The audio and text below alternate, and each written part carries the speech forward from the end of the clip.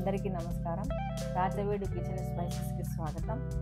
ఈ పూట మనము రాయలసీమ స్పెషల్ గుత్తి వంకాయ కూర మన స్పైసెస్తో ఏ విధంగా తయారు చేసేది నేను చేసి చూపిస్తున్నాను, చూడండి.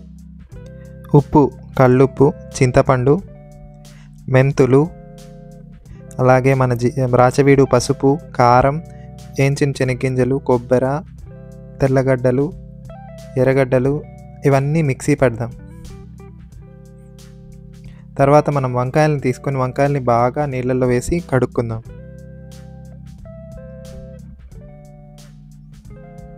నీళ్ళన్నీ వంపేద్దాం. ఆ తర్వాత కొద్దిగా ఉప్పు కొంచెం పసుపు వేసి మళ్ళీ ఇంకోసారి కడుక్కుందాం.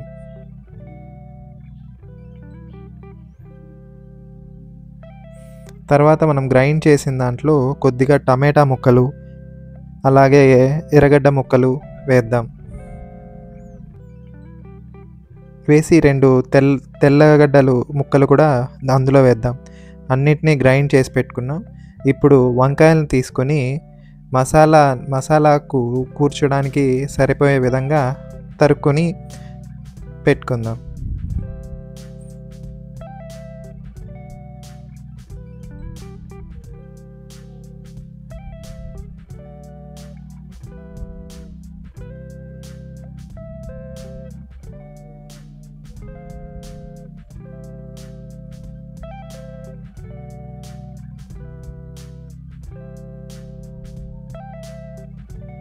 వంకాయలన్నింటిలోకి బాగా మసాలాని కూరి సిద్ధం చేసి పెట్టుకుందాం.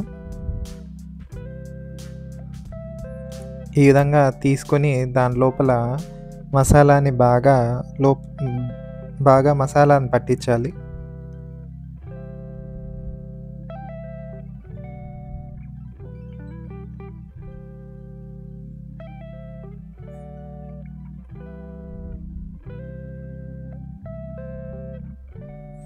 అన్నిటికీ మసాలా పట్టించిన తర్వాత కొంచెం నూనె, కరివేపాకు, ఆవాలు, తర్వాత ఎండుమిరపకాయలు తీసుకొని ఒక బాండిల్లో వేడి చేసి అందులో కొద్దిగా నూనె, ఎండుమిరపకాయలు, ఆవాలు, తెల్లగడ్డలు, నూనె వేడెక్కిన తర్వాత ఈ ఎండుమిరపకాయలు, ఆవాలను అందులోకి వేసేద్దాం.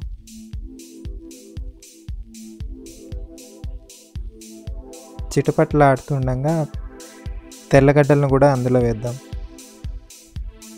తెల్లగడ్డలు కొద్దిగా వేగిన తర్వాత అందులో కరివేపాకు వేస్తాం.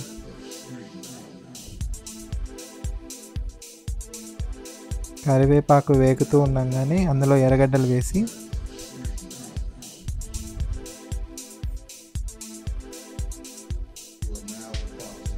కొద్దిసేపు గరిటెతో అలా ఇలా తిప్పి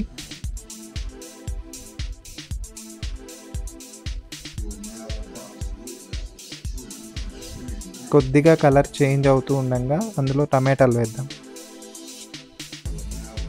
టమాటాలను కూడా కొద్దిసేపు గరిటెతో అలా ఇలా తిప్పి కొద్దిగా గోల్డెన్ కలర్ వచ్చిన తర్వాత మనం ఇందాక రుబ్బి పెట్టుకున్న మిగిలిన మసాలా అంతా ఆ గిన్నెలో వేసి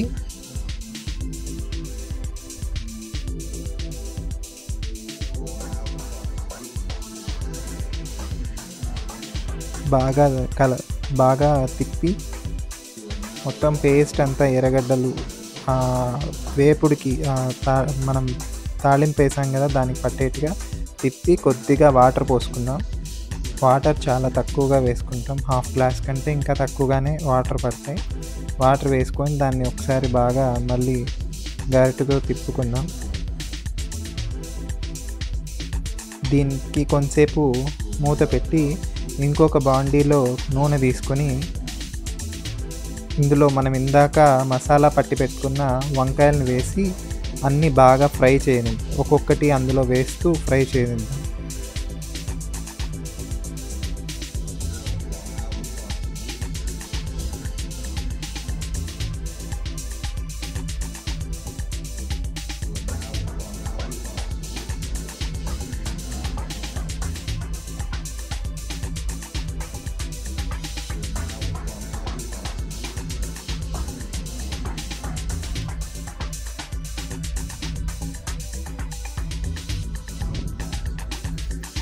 వంకాయల్ని మధ్య మధ్యలో అలా తిప్పుతూ కొద్దిసేపు వంకాయల మీద మూత పెట్టేద్దాం.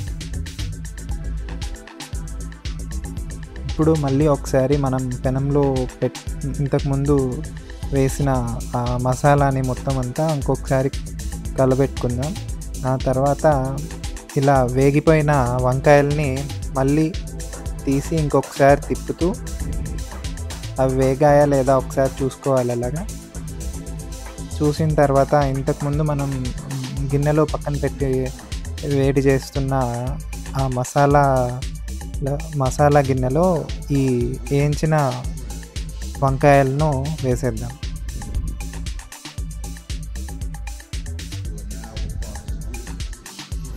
వంకాయలను వేసి 2 సార్లు అటు ఇటు తిప్పి